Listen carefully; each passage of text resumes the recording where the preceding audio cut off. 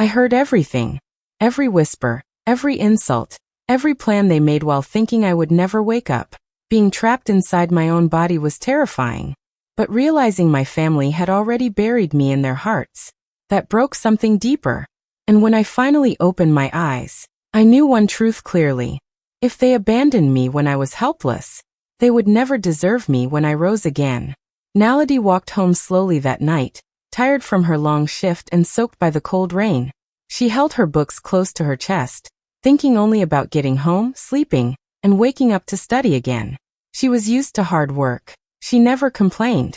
The streets were quiet, and the only sound was the rain hitting the ground. Then, out of nowhere, she heard the loud roar of a truck coming too fast. Before she could move, the truck skidded on the wet road and turned toward her. Her heart jumped. Everything happened too quickly. Bright headlights flashed in her eyes. She heard brakes screaming. She felt the ground shake. And in that final second before everything disappeared, she heard one voice, Baraka's, her closest friend, the one person who always looked out for her. She heard him shouting her name, running toward her. That voice was full of fear, full of panic, as if he already knew he was about to lose her. Then everything went dark. Deep, heavy darkness wrapped around her like a blanket she couldn't escape. She tried to move, tried to open her eyes, tried to speak, but nothing worked. She felt her body sinking into a place where time stopped. She couldn't tell if she was dreaming or awake. She couldn't tell if she was alive or gone. Days passed, but she didn't know it. Nights passed, but she couldn't feel them. She lay still, floating somewhere between life and death, trapped inside her silent body. Sometimes she thought she heard distant footsteps, or someone crying, or Baraka's voice begging her to fight. But the sounds faded quickly, like they were underwater. She tried to reach them, but she was frozen inside her own mind. The silence stretched on, turning into weeks, then months. She couldn't see the hospital room. She couldn't see the people who came or the ones who never returned. She only knew she was stuck in a world where nothing moved except her thoughts. But even in that silent darkness, one thing stayed clear. Baraka's voice from that last moment. The way he called out to her. The way he tried to pull her back before the world went quiet. That memory became the only light she held onto while everything else disappeared. Naledi lay in the hospital bed, eyes closed, body still, looking like she was asleep.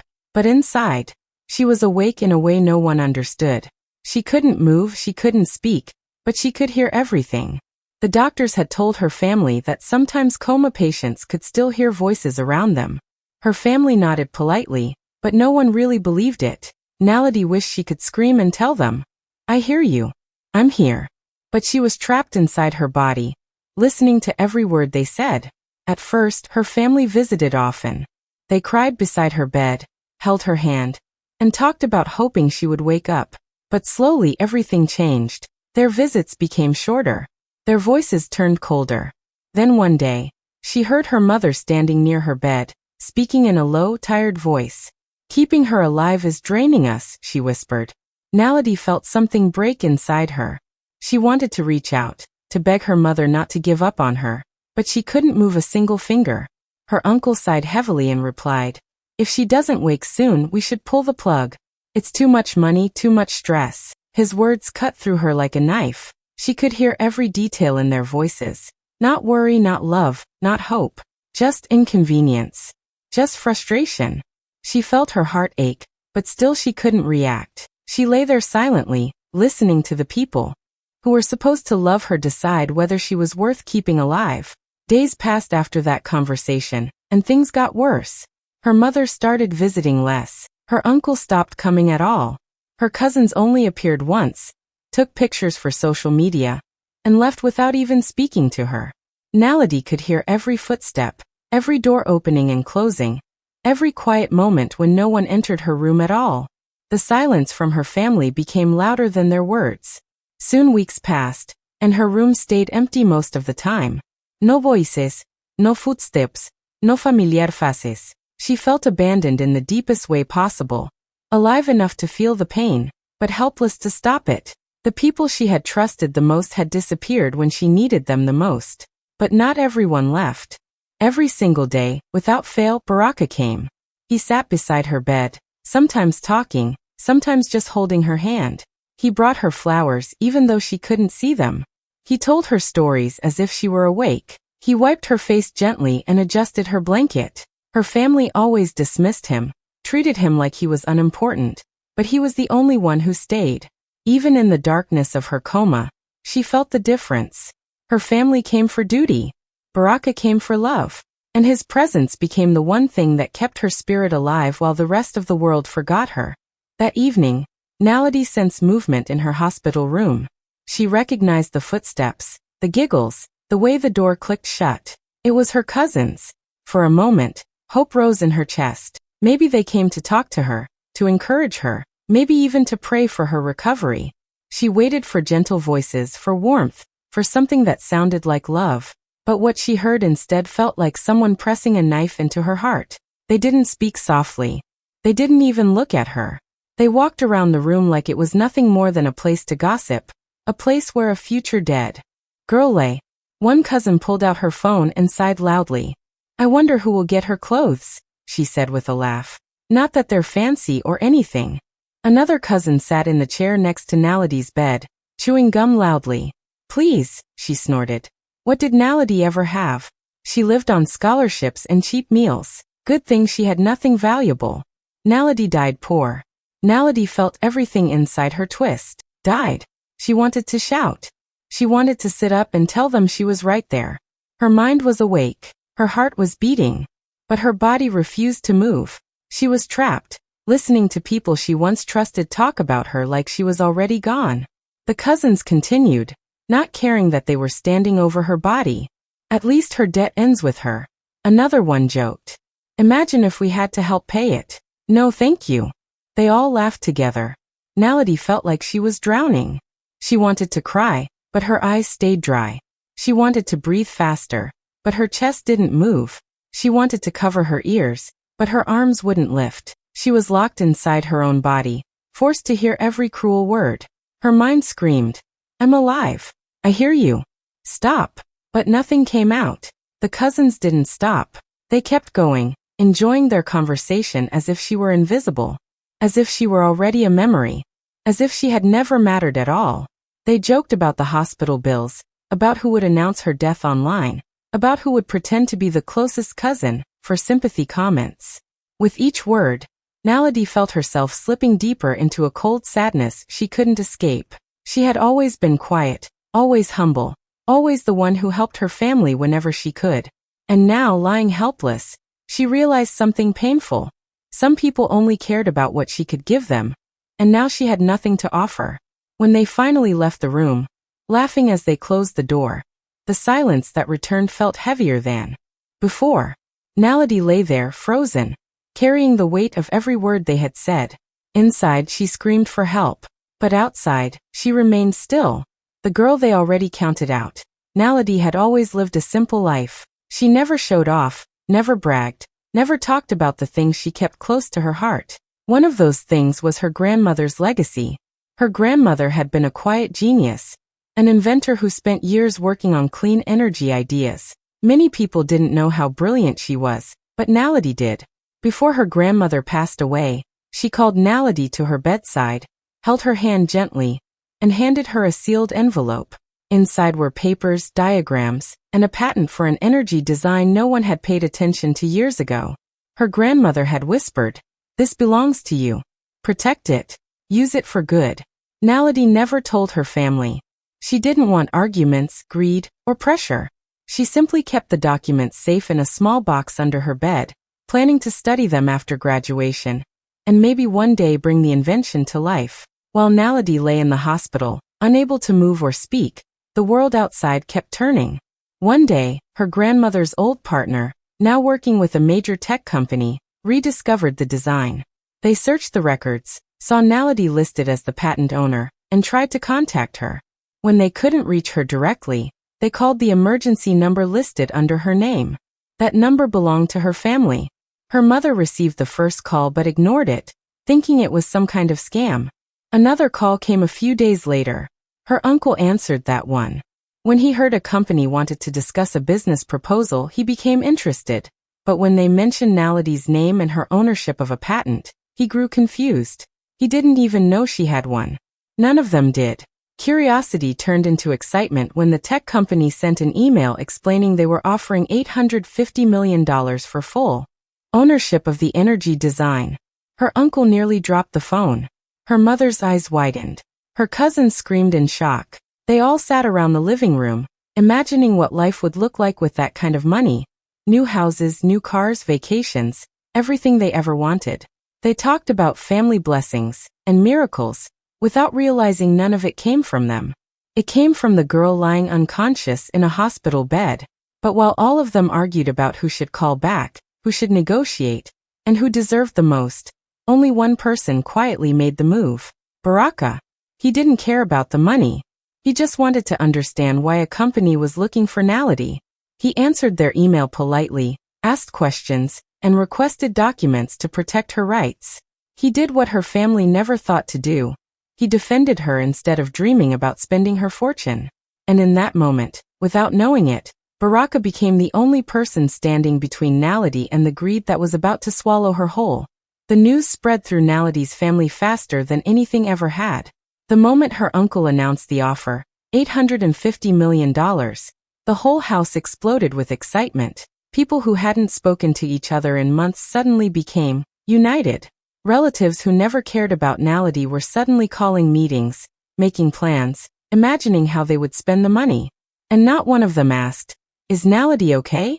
That same night, they all rushed to the hospital like their lives depended on it. Some arrived with flowers they bought on the way, still carrying price tags. Others came with loud voices, pretending to be heartbroken.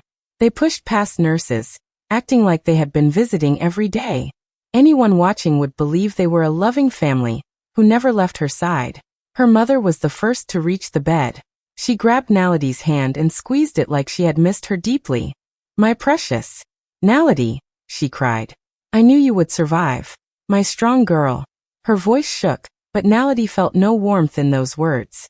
She heard excitement, not love. Her mother, who didn't come for 2 months, now acted like she had never left. Her aunt leaned in close, touching Naledi's forehead gently. "Look at you still fighting," she whispered in a dramatic tone. "We've all been praying for you." Naledi felt the lie in every word. She remembered the empty days, the empty room, the silence that filled her heart when no one visited. Her cousins huddled around the bed, taking photos and videos as if they were suddenly proud to be related to her. "Wake up soon, okay?" One cousin said loudly, making sure everyone in the room heard her.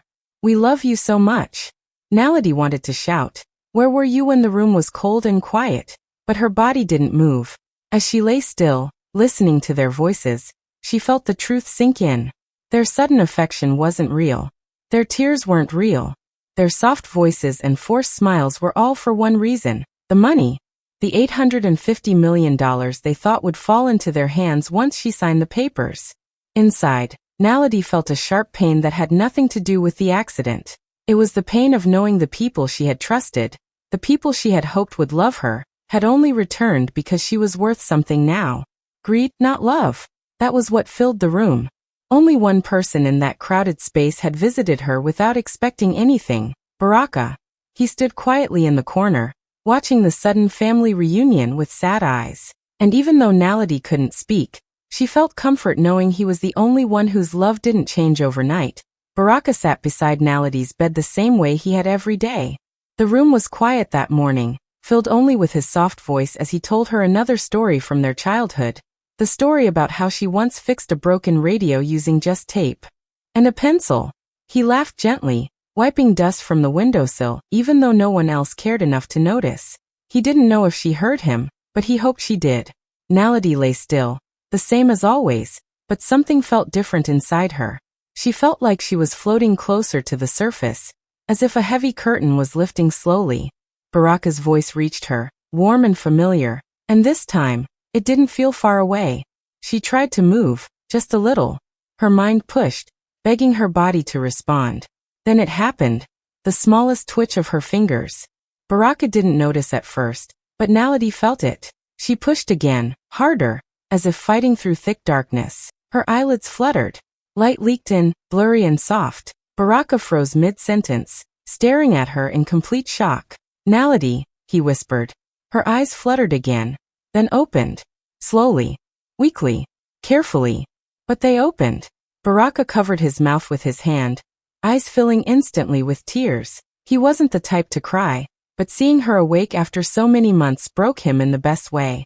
He jumped up, shouting for the nurses, his voice shaking with joy and disbelief. Nurses rushed in, pushing machines closer, checking her pulse, adjusting wires.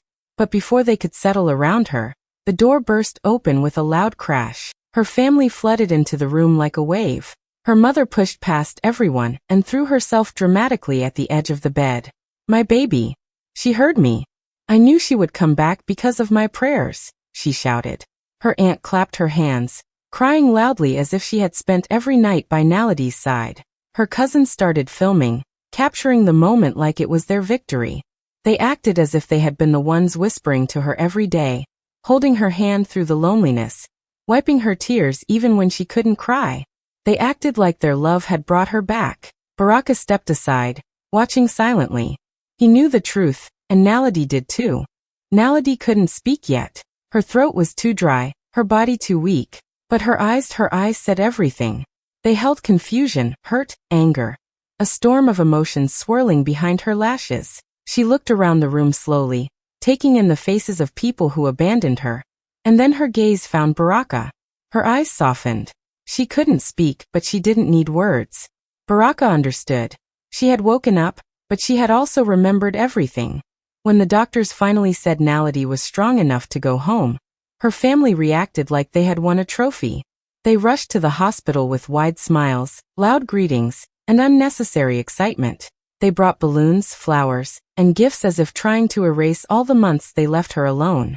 Naledi felt weak, still learning how to sit up without getting dizzy, but her family acted like she was perfectly fine. They moved quickly, packing her things, talking over each other, making noises that tired her more than the recovery itself. The moment she stepped outside, her mother wrapped an arm around her and said, "You're coming home, my love. We'll take care of everything." Her cousins carried her bag, her aunt held her water bottle, her uncle opened doors proudly. Anyone watching would think Naledi was surrounded by love, but she felt something strange in their kindness, something too sweet, too forced, too heavy. At home, the treatment continued. Her mother cooked her favorite meals every morning, even the ones she used to complain about preparing. Her aunt offered to give her foot massages and bring her snacks. Her cousins cleaned her room and bought her small gifts, like scented candles and notebooks.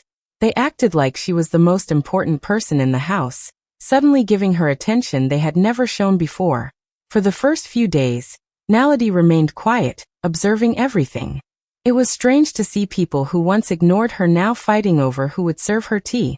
She appreciated the help, but something didn't feel real.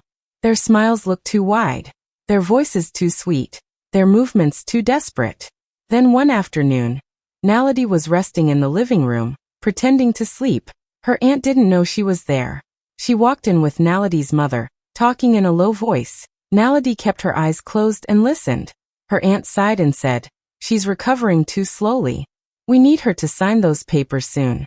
Once she signs the sale papers, she can go back to wherever she lived. We've done enough." Naledi's heart tightened. She felt like someone had poured cold water over her. So this was it. This was the truth behind the sweetness. They weren't caring for her. They were waiting for the moment she would hand over the patent rights and give them the money they dreamed of. Her mother didn't protest. She only replied, "Soon. She just needs to be in a good mood when we ask." Naledi opened her eyes slowly after they left the room. Every fake smile, every exaggerated hug, every forced gift now made sense. They didn't want her. They wanted the money tied to her name. And that realization hurt more than anything she had heard while lying in the hospital.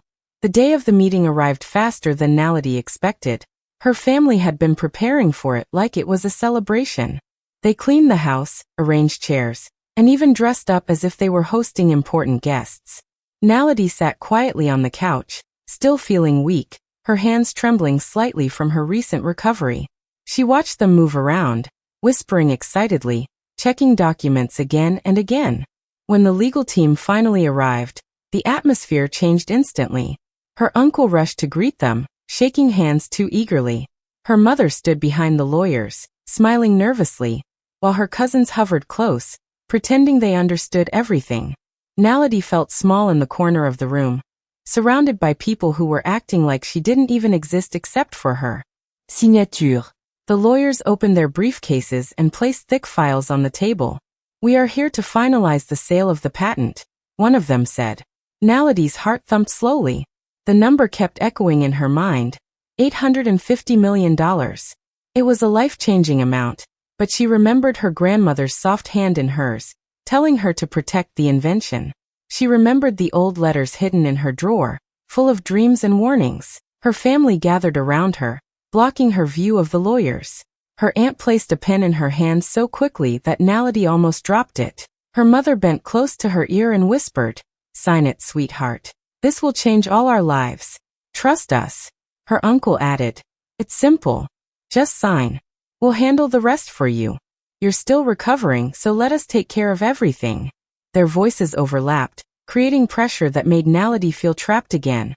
Almost like the coma, but different. This time she was awake, and it hurt more. Then Baraka stepped forward quietly. He didn't touch her, didn't force anything, didn't speak loudly. He just looked at her with the same honest concern he had shown every day in the hospital. "Naledi," he said softly, "do you want this?"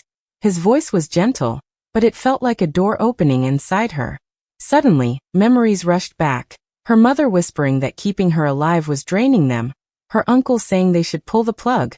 Her cousins laughing about her dying poor. The empty chair that only Baraka filled every day. Her hand shook. The pen felt heavier than the entire contract. She looked at the papers, then at the faces around her. Faces full of expectation, impatience, hunger. Slowly, with a calmness that surprised even herself, Naledi placed the pen on the table. Her family gasped. Her cousin asked loudly, "What are you doing?" Her mother grabbed her arm as if she could force her to pick the pen back up, but Naledi simply looked ahead, her eyes steady. She wasn't signing anything. Naledi looks around the room, her hands slightly shaking, but not from fear, from a strength she never knew she had. Everyone is staring at her, waiting for her to sign the papers. Her uncle's eyes are wide with greed. Her mother is already pretending to cry, as if she is the one being hurt. Naledi takes a slow breath, stands up a little straighter, and clears her throat. The whole room goes silent. She says in a calm, steady voice, "I'm not selling anything. And this patent belongs only to me." For a moment, nobody reacts. It is as if time freezes. Then everything explodes at once. Her uncle jumps up, shouting that she is ungrateful, that she doesn't understand how much the family has done for her. Her mother falls to her knees, crying loudly, pretending her heart is breaking. Her cousins glare at her like she has ruined their future. But Naledi doesn't move. She doesn't flinch. She is tired of being controlled, lied to, and used. Instead of arguing, she picks up the second envelope sitting beside her. It is her grandmother's handwriting. She carefully opens it, and the room goes quiet again. Inside is a letter, the final message her grandmother left just for her. Naledi reads the words slowly, letting each one settle in her heart. Protect this invention. Use it wisely. Trust no one blinded by wealth. The moment she finishes reading, her eyes fill with emotion. Not sadness, not anger, but clarity. Everything suddenly makes sense. Her grandmother never wanted the patent in her family's hands. She never wanted them to control it. She trusted Naledi alone. Her uncle tries to grab the letter, but Baraka steps forward, blocking him with one quiet look. Naledi folds the letter carefully and puts it back in the envelope. Then she stands up. Her legs feel strong. Her voice is steady. She knows what she is doing. She knows who she is choosing, herself. Her mother calls her name, begging her to think again, promising love and forgiveness. But Naledi remembers the empty hospital room. She remembers the whispers. She remembers the truth. Without saying another word, she turns away from all of them. Baraka walks beside her, matching her steps. Together, they head for the door while the room erupts behind them, shouting, crying, blaming, demanding. Naledi doesn't look back. For the first time in her life, she is walking toward her future, not the one they forced on her, but the one she chose for herself. Months later, Naledi sits in her bright, quiet studio on the hilltop, sunlight spilling across the room, touching every screen, every blueprint, every small machine she is building. Her tech studio is modest but full of life, the hum of computers, the soft whir of prototypes being tested, the smell of metal and circuits mixed with fresh paint. She looks out the window and sees the valley below, small villages spread across the land, and smiles. This is what she worked for. This is what mattered. Every day, she develops her grandmother's energy design into systems that villages can afford, systems that bring light where darkness once ruled, water where drought had taken hold, warmth where cold was cruel. She never sells the patent. She doesn't need to. The work itself, the difference it makes, is more valuable than any check could ever be. Her grandmother's trust, the responsibility passed to her, guides every decision she makes. Her phone buzzes constantly with calls from her family. Her mother, her uncle, her cousins, all trying to convince her, guilt her, or bribe her into reconnecting, into letting them benefit from what she created. She scrolls through the messages without reading them and blocks each one, cutting out the noise of people who never truly cared. Their greed, their lies, their abandonment, are gone from her life now. She doesn't need them. Baraka sits beside her, quietly sketching plans for the next prototype, or sometimes just watching her work. He never left. He never doubted her, never hesitated, never asked for anything in return. He is the one constant in her life, the one who stayed when everyone else vanished. Naledi glances at him and smiles, a small, genuine curve of lips, full of gratitude and understanding. As the sun sets, the first lights from her systems flicker to life in the valley. One by one, the villages glow softly, warm against the darkening horizon. Naledi steps outside, feeling the gentle breeze, hearing the hum of life she helped create. She leans on the railing, looking at the world she has built with her own hands, and whispers softly, almost to herself, "They counted me out to save themselves, but waking up showed me who was worth keeping." Not many survived that test. She stands taller, chest filled with pride, eyes steady with purpose. No foundations, no charity, no borrowed power, just her own mind, her own hands, her own heart. A woman who rose from abandonment, from betrayal, from silence, into unstoppable power. And as the lights in the valley shine back at her, she knows she has finally written the ending she always deserved.